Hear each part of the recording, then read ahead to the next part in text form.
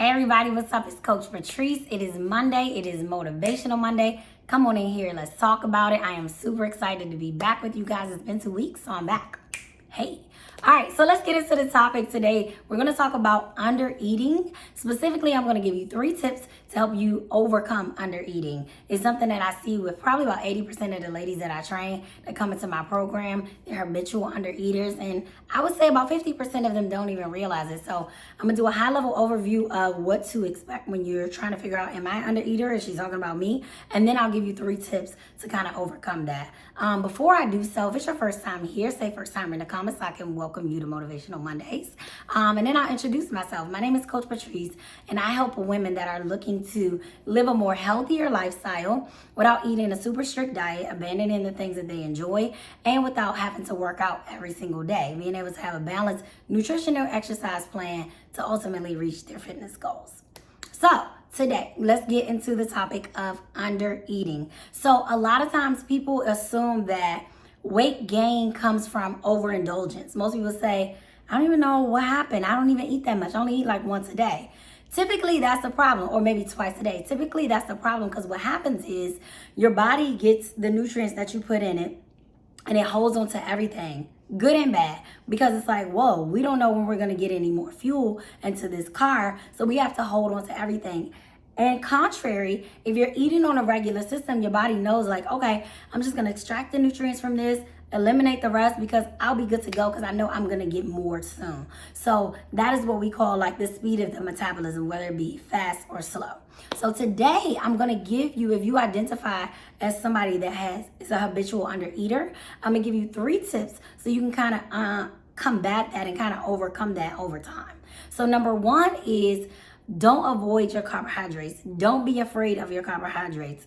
It's okay to eat carbs. I know traditionally speaking, when people are ready to get into fitness and weight loss, their first thing is I gotta cut the carbs. I gotta cut the carbs. But what we often don't realize, similar to a car, carbohydrates is the fuel system for your body. So just like you would put gas into your car for it to run smoothly, and as the gas starts running low and the gas light comes on, the car drives differently, right? Because it's running on fumes. So when you don't have the carbohydrates in your system, your body is trying to navigate daily activities coupled with exercise, you have that running on fumes type of feeling. So you want to make sure that you get your carbohydrates in because number 1, that'll help you in the under eating space because you'll get a full meal. You won't just get the protein and the veggies or just a snack. You'll get a fullness of a meal to increase your calorie count without you being like super, super stuffed.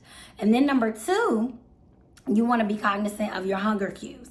So like if you're like, oh my gosh, I'm hungry, but maybe you're on your way to take your kid to practice, or oh my gosh, I'm hungry as you're starting a Zoom meeting that you know is going to be 2 hours.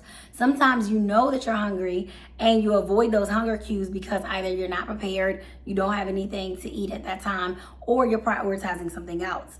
That contributes to under eating because it's like, man, I didn't even eat lunch. I worked straight through lunch.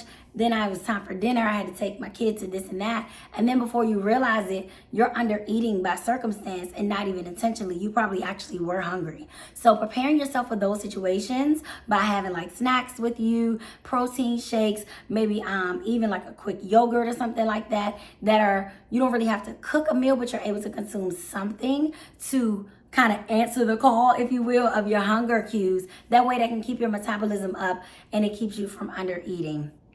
Last but certainly not least, this is very important because this happens very, very frequently. Make sure you eat your calories first and then do the caffeine. What do I mean? I would say about 80% of my ladies will have coffee in the morning and that's it. Maybe a banana or something, maybe an apple, maybe. But 9 times out of 10, it's coffee or tea, whatever your morning drink is, to kind of give you that caffeine to get you going for your day, and then you don't have anything to eat. The problem with that is caffeine is naturally an appetite suppressant. So it makes you feel like you're not hungry when you know you need to eat. So in a way, for the client that is an overeater, that might be more advantageous. It might help you out to have you to slow down.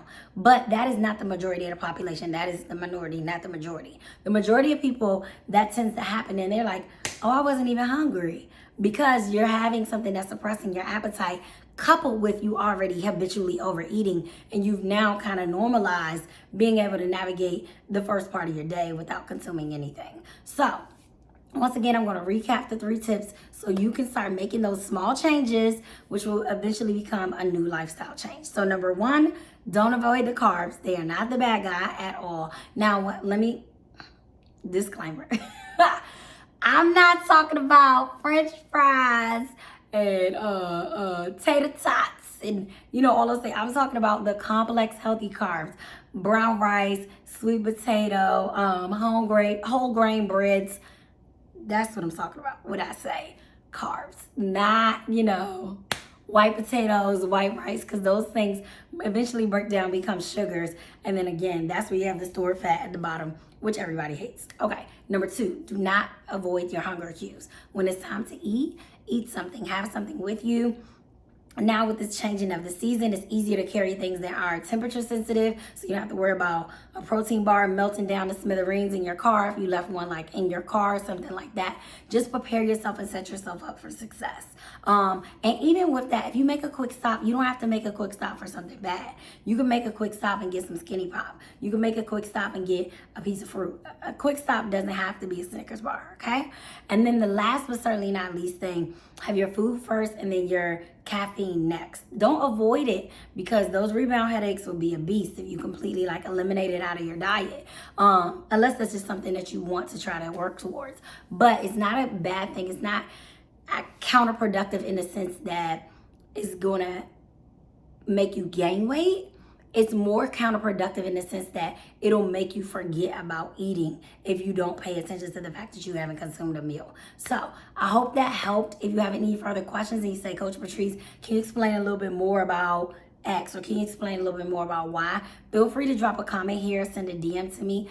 Also, not forgetting, if you guys have a topic that you want me to talk about, maybe it's not undereating, maybe it's overeating, maybe it's lifting weights, maybe it's building glutes, whatever topics you want me to discuss, I'm always more than welcome and open to have the conversations that will help you reach your goals. You guys have an amazing Monday, an amazing motivational Monday. I will see y'all at Catch That Beat tonight. Peace out.